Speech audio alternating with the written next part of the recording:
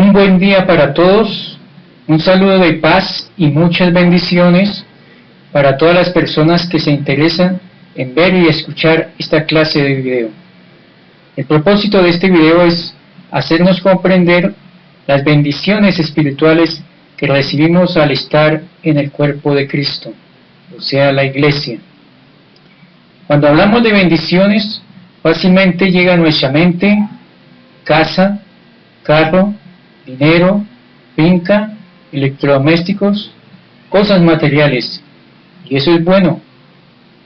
Pero hay unas bendiciones más grandes y de mayor importancia para nuestra vida, y esas son las bendiciones espirituales en Cristo. El texto base que todos debiéramos repetir está en Efesios capítulo 1 y el verso 3, que dice: bendito sea el Dios y Padre de nuestro Señor Jesucristo, que nos bendijo con toda bendición espiritual en los lugares celestiales, y dice, en Cristo. Bendito sea el Dios y Padre de nuestro Señor Jesucristo, que nos bendijo con toda bendición espiritual en los lugares celestiales en Cristo. La lectura bíblica que tenemos para este tema la encontramos en Efesios capítulo 1, verso 1 al 14, la cual vamos desarrollando paso a paso, versículo a versículo.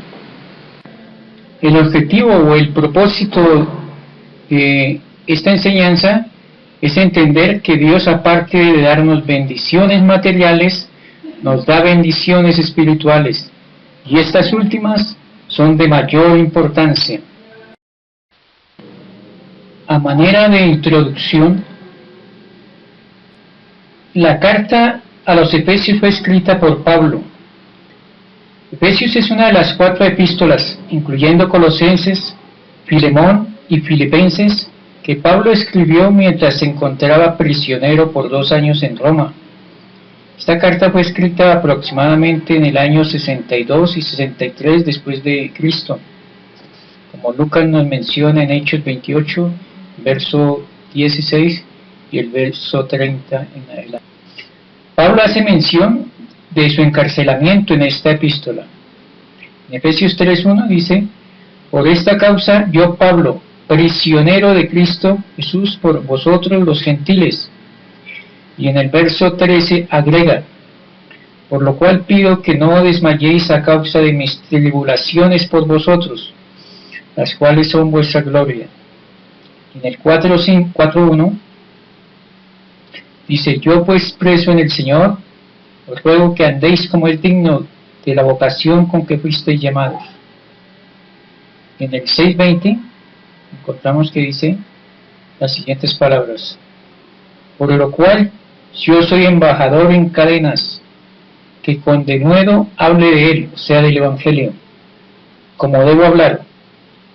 Y Filipenses 1:13 también nos dice, otra de sus epístolas: de tal manera que mis prisiones se han hecho patentes en Cristo en todo el pretorio y en todos los demás. Filemón 10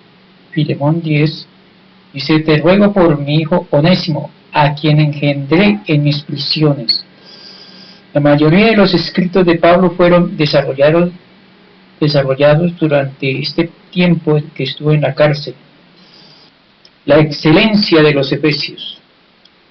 Efesios ha sido llamada la corona de los escritos de Pablo. Otros la han llamado la epístola más profunda de los escritos de Pablo. Y otros le han llamado un poema de Cristo y su iglesia.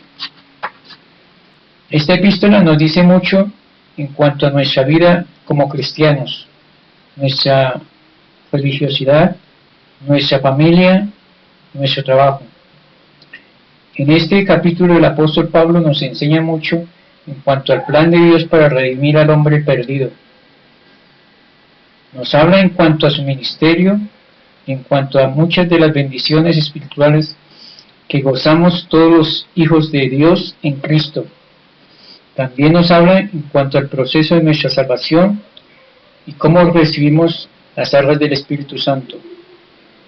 Pablo menciona este importante capítulo el poderío de Cristo en todas las cosas, especialmente sobre la Iglesia, la cual es su cuerpo, la plenitud de aquel que todo lo llena en todo.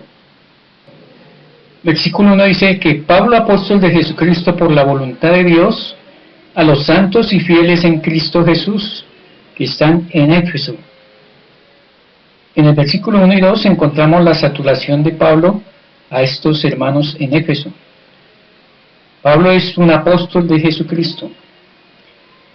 La palabra apóstol viene del griego apóstolos y significa un enviado. Pablo fue enviado de Jesucristo por la voluntad de Dios, no por nombramiento de hombre alguno, ni por voluntad humana, sino por mandato divino, para predicar el Evangelio de Jesucristo. Hechos 26, 12 al 18, dice, verso 16, 17 y 18. Pero levántate y ponte sobre tus pies, porque para esto te he aparecido, para ponerte por ministro y testigo de las cosas que has visto y de aquellas en que me apareceré a ti, librándote de tu pueblo y de los gentiles a quienes ahora te envío. ¿Para qué? Para que abras sus ojos, para que se conviertan de las tinieblas a la luz y de la potestad de Satanás a Dios, para que reciban, por la fe que es en mí, perdón de pecados y herencia entre los santificados. Pablo también es un enviado a los santos y fieles en Cristo Jesús. Santos viene del griego agios y significa sin culpa, apartado del mal, consagrado para Dios y su obra. Todos los cristianos eran llamados santos también en los tiempos de la iglesia primitiva. Romanos 1:7 dice, a todos los que estáis en Roma, amados de Dios, llamados a ser santos. Gracia y paz a vosotros de Dios nuestro Padre y del Señor Jesucristo.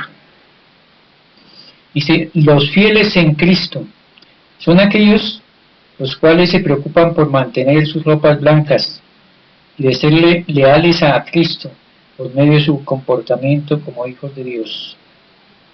Fieles viene del griego pistos y connota la idea de una persona que confía en Cristo y se mantiene leal a Él constantemente.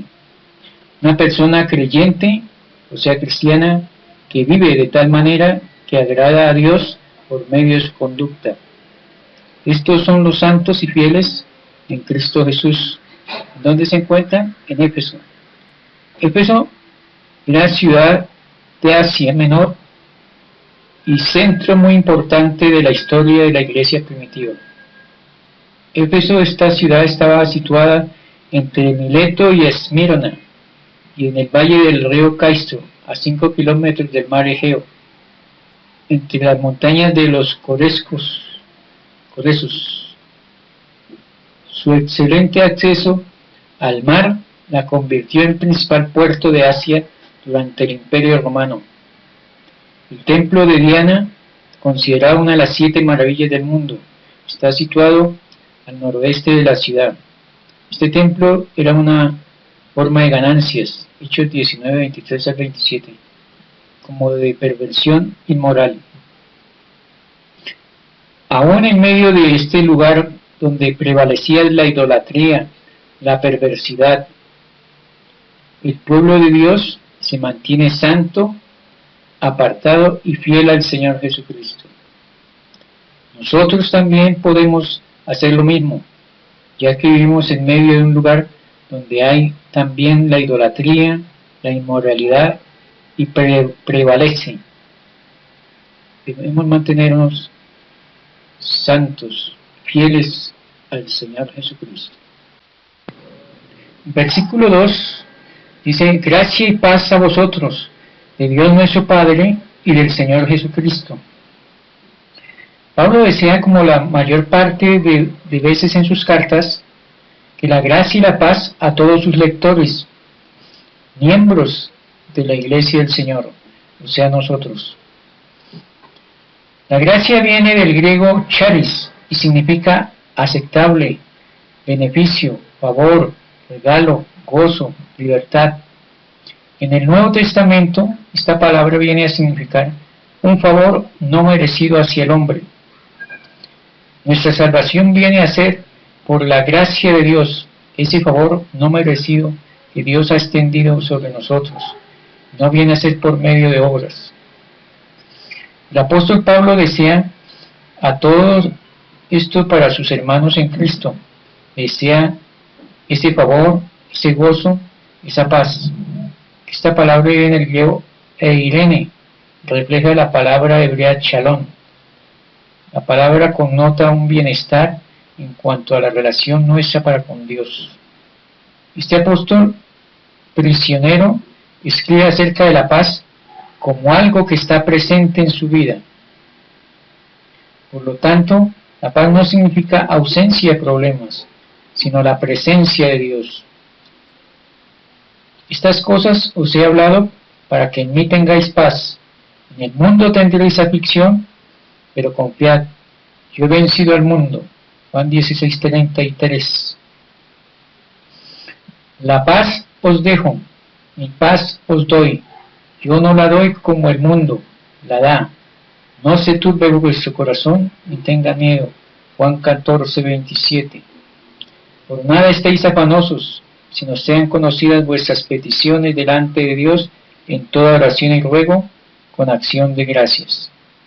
Y la paz de Dios, que sobrepasa todo entendimiento, guardará vuestros corazones y vuestros pensamientos en Cristo Jesús.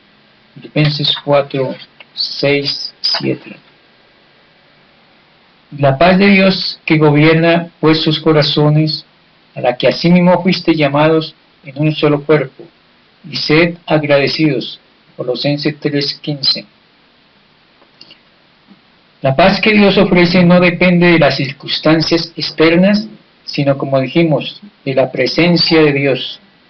Podemos estar sufriendo en este mundo, pero cuando sabemos que Dios está con nosotros, esto produce paz. El apóstol Pablo desea que la gracia y la paz estén con ellos.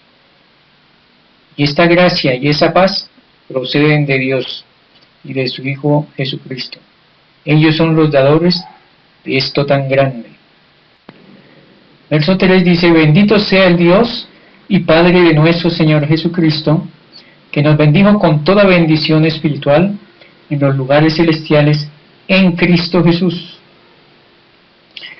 Bendito sea Dios y Jesucristo.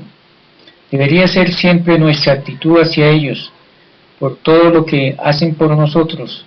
Lo más grande que ha hecho por nosotros es ofrecernos la vida eterna. Pablo bendice a Dios por todas las bendiciones espirituales que Él le provee. Dios nos ha bendecido con toda bendición. No hay limitación, toda espiritual en los lugares celestes en Cristo.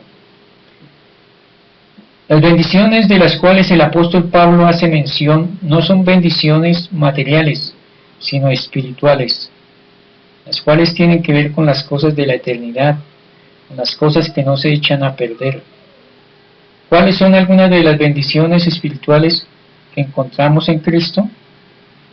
Podríamos enumerar algunas. Ejemplo, número 1, la vida eterna. Número 2, el perdón de los pecados. Número 3, una paz diferente a la que da el mundo. Número 4, una vida nueva. Número 5, reconciliación con el Padre. Número 6, ser miembro de la familia de Dios. Número 7, no tener condenación. Todas estas bendiciones se encuentran en la iglesia, que es el cuerpo de Cristo.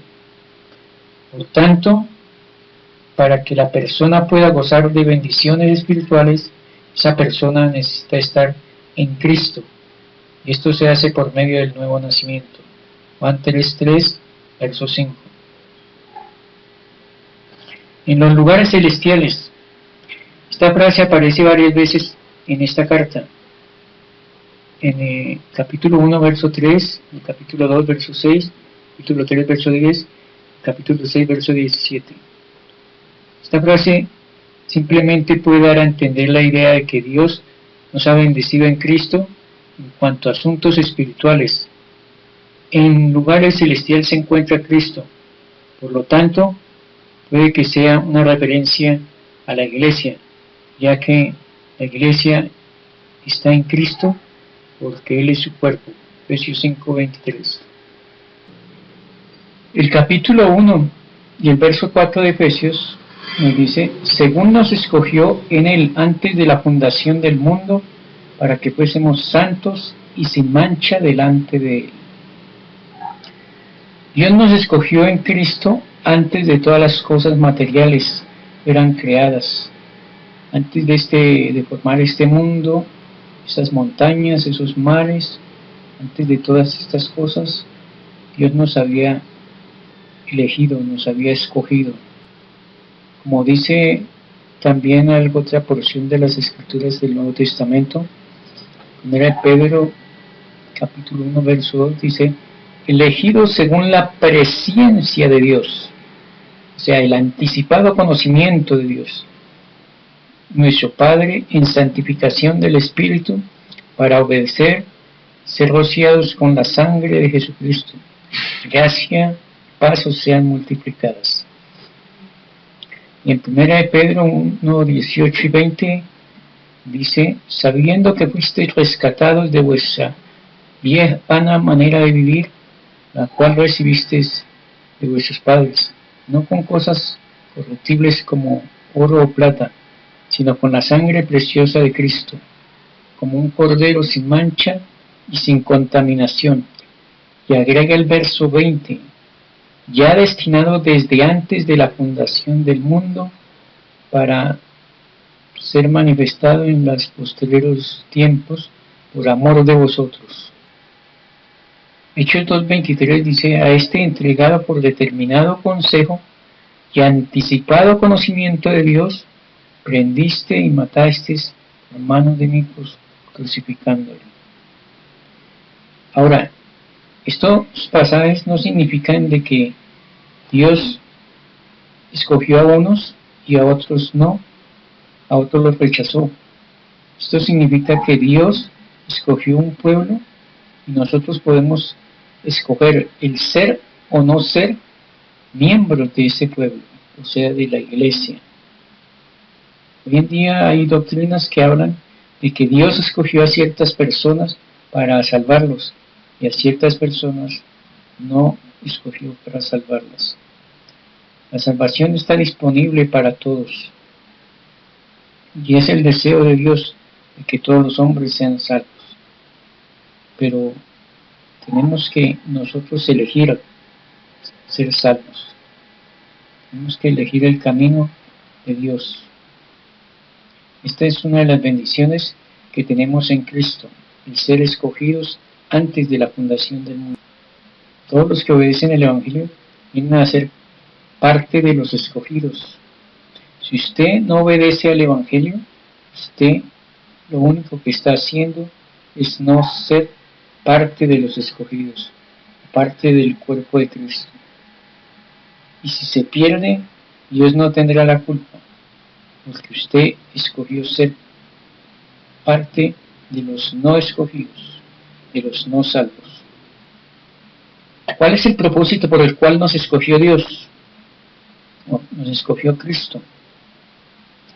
Para que seamos santos, dice. La palabra agios quiere decir apartados, consagrados para Dios y su obra. Sin mancha delante de Dios, sean sin culpa, irreprensibles. Una iglesia que es santa y sin mancha, evidencia de que es una iglesia que ha sido escogida desde antes de la fundación del mundo. Por esto es muy importante que la iglesia se mantenga pura y sin mancha. Por lo tanto, como la iglesia, tenemos una responsabilidad de mantenernos santos y apartados del mal, mantenernos sin mancha de este mundo pecaminoso. Para poder llevar a cabo esto, debemos de ocuparnos en nuestra salvación con mucho temor y temblor. Filipenses 2:12. Alejarnos del mundo, Santiago 1:27. No ser amigos del mundo, Santiago 4:4. No amar al mundo, 1 Juan 2:15 al 17. Y no conformarnos a este mundo, Romanos 12:1 y 2. El capítulo 1 de Efesios y el verso 5 nos dice: en amor, habiéndonos predestinado para ser adoptados hijos suyos por medio de Jesucristo, según el puro afecto de su voluntad. La frase en amor sugiere cuál fue el factor importante que llevó a Dios a escogernos desde antes de la fundación del mundo. Todo lo que Dios hace por nosotros, lo hace por amor. En ese amor, Dios nos predestinó para ser adoptados hijos suyos por medio de Jesucristo. Aquí encontramos otra bendición: ser adoptados hijos de Dios por medio de Jesucristo. Cristo siempre tiene mucho que ver con nuestras bendiciones, ya que somos parte del cuerpo de Cristo, que es la Iglesia.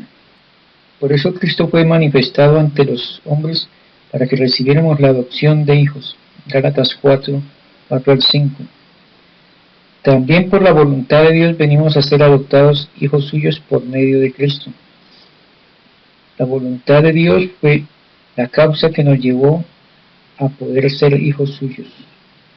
La palabra predestinación viene del griego proorizo y significa determinar de antemano, decretar de antemano. Por lo tanto, esto debe ser de ser adoptados hijos suyos o hijos de Dios, fue decretado de antemano, fue determinado de antemano, como los pasajes que hemos leído desde antes de la fundación del mundo. El versículo 6 del capítulo 1 de Efesios dice: para la alabanza de la gloria de su gracia, con la cual nos hizo aceptos en el amado. Aquí encontramos otro propósito por el cual Dios ha hecho todo lo que ha hecho por nosotros. Para la alabanza de la gloria de su gracia. Esta frase aparece varias veces en el capítulo 1, en el 1:6, en el verso 12 y en el verso 14. Por medio de esto nos ha hecho aceptos en Cristo Jesús. La frase "el amado" nos recuerda las palabras de Dios cuando habló acerca de su Hijo. Mateo 3:17. Este es mi Hijo amado, en quien tengo complacencia. A él oíd. Efesios capítulo 1, verso 7 dice: en quien tenemos redención por su sangre, el perdón de pecados, según las riquezas de su gracia. Según este versículo tenemos dos bendiciones al estar nosotros en Cristo, o en la Iglesia. Número uno, redención, y dos, el perdón de pecados. ¿Quién hace posible esto? Dios, Cristo y su sangre y su rica gracia. La palabra perdón significa adexis y se usa en el contexto financiero. Significa un pago de una deuda por completo. Ese pago lo hizo Cristo por completo cuando fue crucificado en la cruz y derramó su sangre por todos nosotros. Ese fue el pago. Versículo 8 dice que hizo sobreabundar para con nosotros en toda sabiduría e inteligencia. En toda sabiduría e inteligencia significa que aparte de recibir perdón de pecados, redención por la sangre, el creyente también recibe sabiduría e inteligencia para poder entender el plan de Dios para redimir el mundo. Este plan que fue revelado por medio de Cristo Jesús ahora a nosotros. la Iglesia, lo sabemos. Capítulo 1, verso 9 dice, dándonos a conocer el misterio de su voluntad, según su beneplácito, el cual se había propuesto en sí mismo. La palabra misterio aquí se refiere al plan de Dios para unir todas las cosas en Cristo, un plan de redención. La palabra beneplácito significa eudokia, satisfacción, un gran deseo, buena voluntad. El misterio de su voluntad se nos dio a conocer mediante el deseo y la buena voluntad de Dios. Versículo 10 dice, de reunir todas las cosas en Cristo, en la dispensación del cumplimiento de los tiempos, así las que están en los cielos como las que están en la tierra. Este es el misterio de Dios, el reunir todas las cosas en Cristo. ¿Qué cosas? Todas las naciones, judíos y gentiles, todos ellos reunidos en un solo cuerpo, bajo una sola cabeza, que es Cristo. El plan que Dios ha tenido en mente desde antes de la fundación del mundo. Cristo tiene una función muy importante en ese plan de Dios. Sin Él, ese plan no se hubiera podido llevar a cabo, ya que Dios reunió todas las cosas en Cristo Jesús.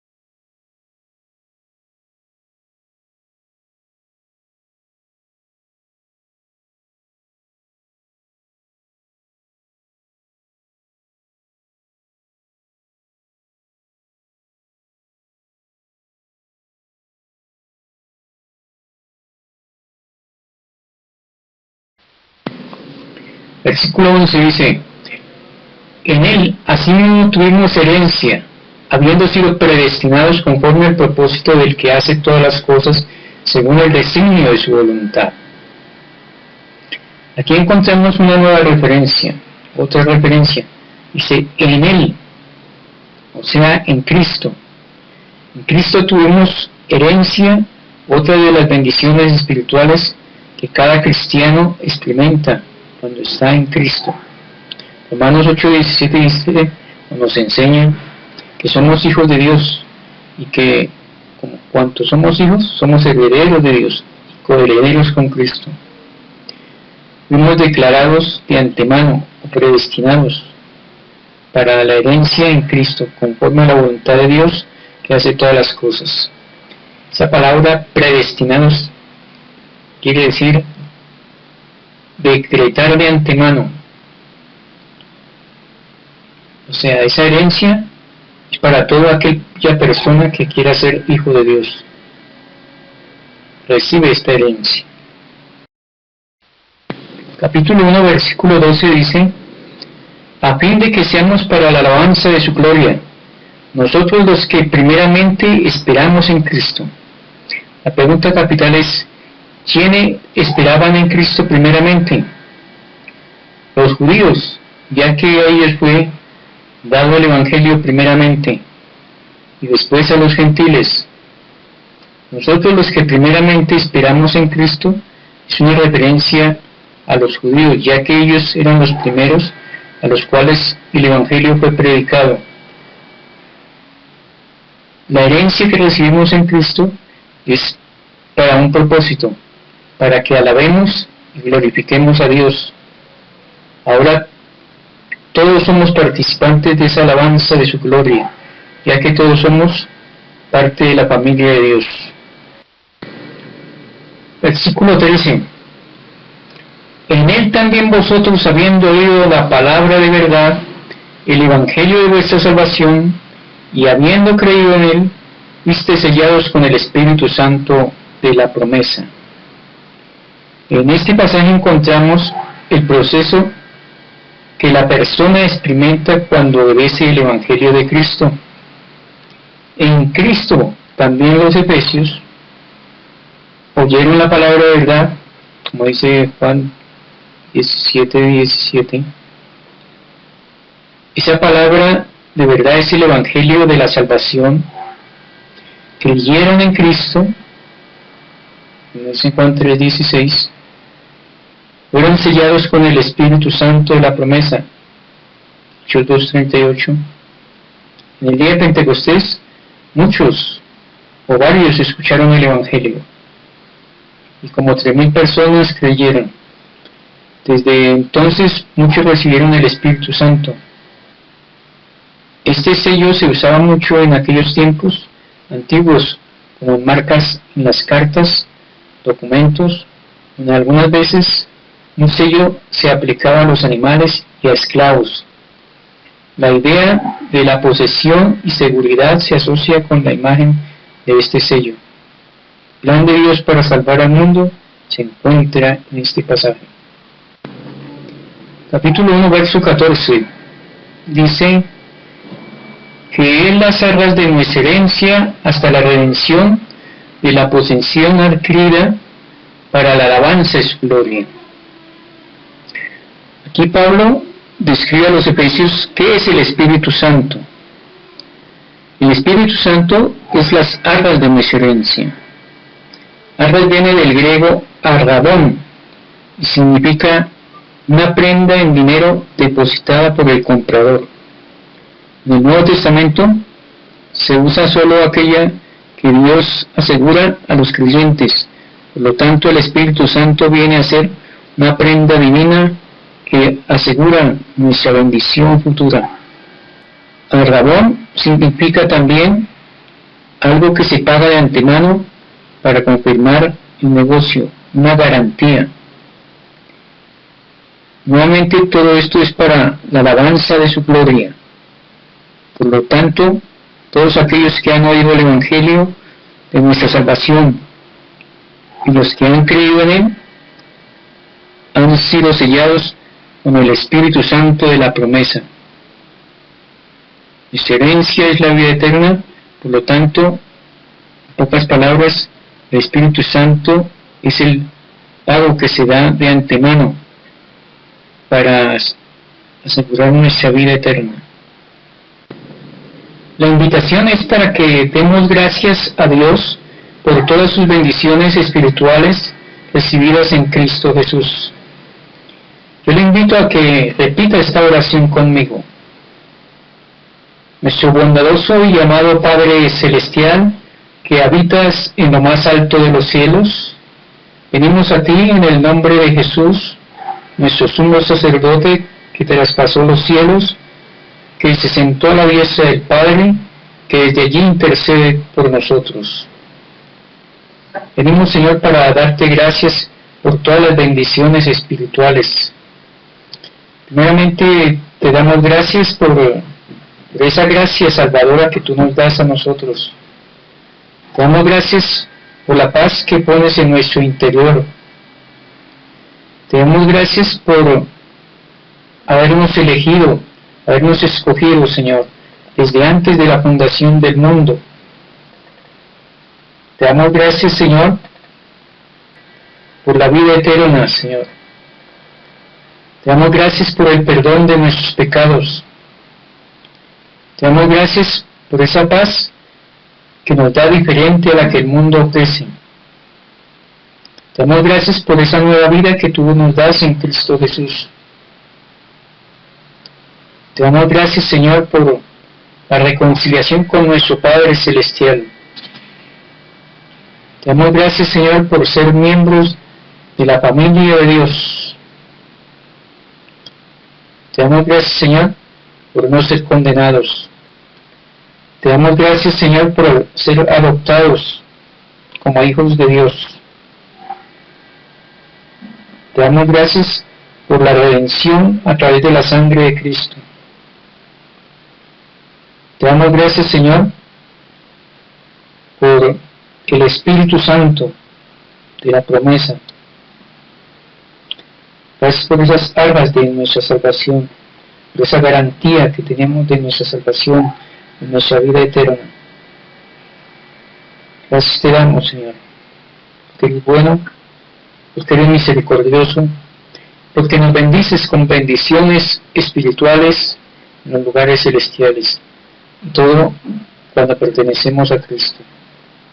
Te agradecemos todo a través del nombre maravilloso y glorioso de nuestro Señor Jesucristo. Amén y amén. Dios les bendiga grandemente.